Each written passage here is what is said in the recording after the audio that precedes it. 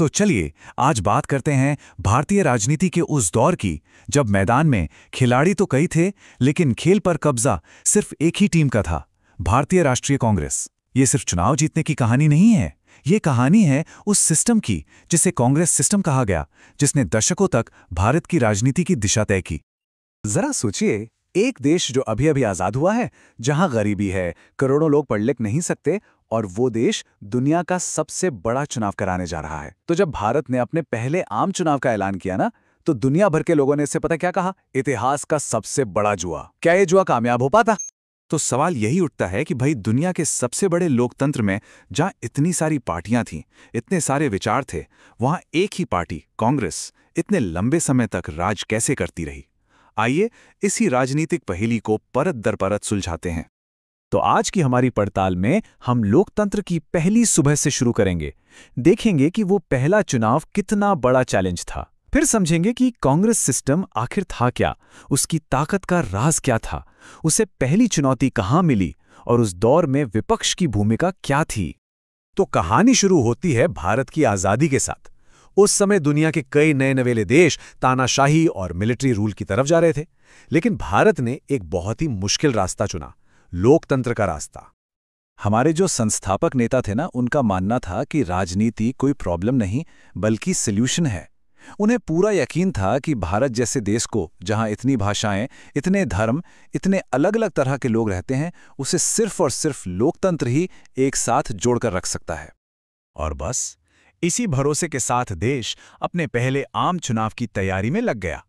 ये एक ऐसा काम था जो इस स्केल पर दुनिया में पहले कभी नहीं हुआ था, और चुनौतियां वो तो पहाड़ जैसी थीं। 1950 में चुनाव आयोग बना और उसके पहले चीफ बने सुकुमार सेन।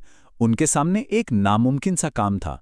सोचकर देखिए, 17 करोड़ वोटर्स थे, जिनमें से सिर्फ 15% ही साक्षर थे।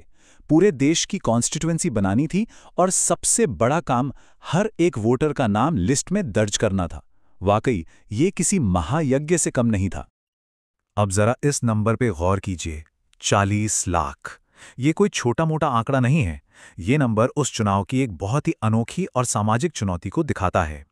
ये संख्या थी उन 40 लाख महिलाओं की जिनका नाम वोटर लिस्ट में पता है कैसे लिखा था? राम की बीवी या श्याम की बेटी। उनकी अपनी कोई पहचान ही नहीं थी। चुनाव आयोग ने तब एक बहुत बड़ा स्टैंड लिया और कहा, ये नाम नहीं चलेंगे, हर महिला का अपना नाम होना चाहिए। मतलब ये चुनाव से वोट डालने का नहीं बल्कि अपनी पहचान बनाने का भी था। तो भाई, इतनी सारी मुश्किलों के बाद 1952 में भारत ने अपना पहला चुनाव सक्सेसफुली करा लिया।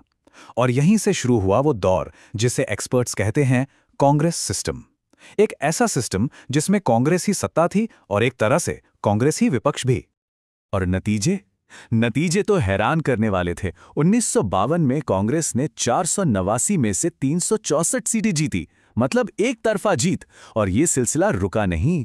1957 और 1962 के चुनावों में भी कांग्रेस ने लगभग 3/4 सीटों पर अपना कब्जा जमाए रखा। अब इस जबरदस्त जीत के पीछे दो सबसे बड़ी वजहें थीं। पहली, आज़ादी की लड़ाई की विरासत। कांग्रेस वो पार्टी थी जिसने देश को आज़ाद कराया था। और दूसरी ताकत थे जवाहरलाल नेहरू।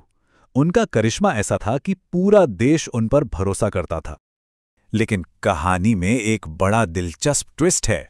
1952 के चुनाव में कांग्रेस को वोट मिले थे सिर्फ 45%। जी हां, सिर्फ 45%। इसका मतलब 55% लोगों ने तो कांग्रेस के खिलाफ वोट दिया था। तो फिर इतनी बड़ी जीत कैसे मिल गई? इसका जवाब छिपा है हमारे इलेक्शन सिस्टम में, जिसे फर्स्ट पास द पोस्ट कहते हैं। इसमें होता यह है कि जिसे सबसे ज्यादा वोट मिले वो जीत गया। अब हुआ ये कि कांग्रेस के खिलाफ जो 55% वोट थे वो कई छोटी छोटी पार्टियों में बंट गए, और इसका सीधा फायदा मिला कांग्रेस को। 45% वोट पाकर भी वो 74% सीटें जीत गए। लेकिन देखिए, कांग्रेस की कामयाबी का राज सिर्फ चुनावी गणित नहीं था। उसकी असली ताकत थी उसके अपने अंदरूनी स्ट्रक्चर में, जो किसी इंद्रधनुषी गठबंधन से कम नहीं था। इसी चीज को पॉलिटिकल एक्सपर्ट्स ने नाम दिया कांग्रेस सिस्टम।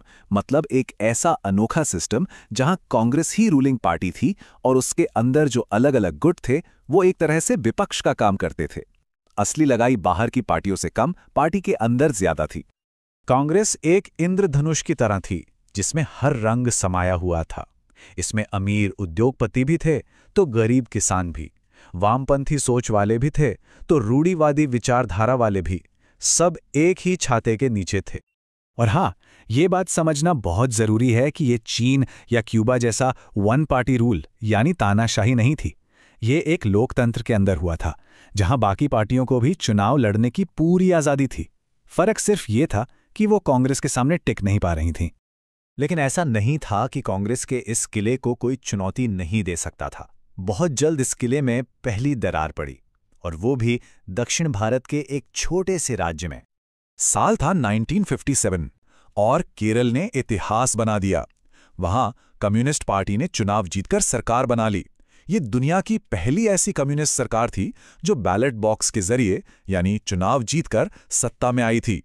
लेकिन ये सरकार अपना कार्यकाल पूरा नहीं कर सकी। 1959 में केंद्र की कांग्रेस सरकार ने संविधान के विवादित आर्टिकल 356 का इस्तेमाल किया और केरल की चुनी हुई सरकार को बर्खास्त कर दिया। इस कदम ने भारतीय लोकतंत्र पर एक बड़ा सवालिया निशान लगा दिया। केरल की घटना ने ये तो साफ कर दिया था कि कांग्रेस के अलावा भी देश में दूसरी राजनीतिक ताकतें मौजूद हैं।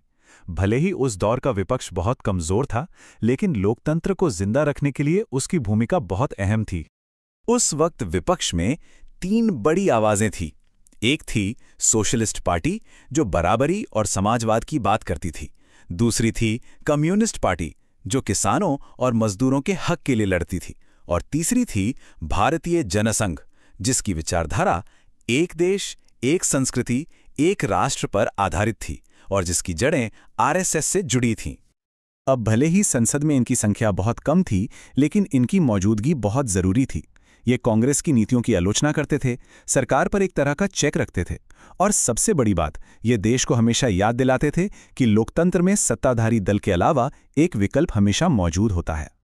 तो आखिर में एक सवाल पर सोचते हैं कि कांग्रेस के प्रभुत्व का वो दौर और वो कांग्रेस सिस्टम क्या आज भी हमारी राजनीति को किसी न किसी तरह से प्रभावित कर रहा है?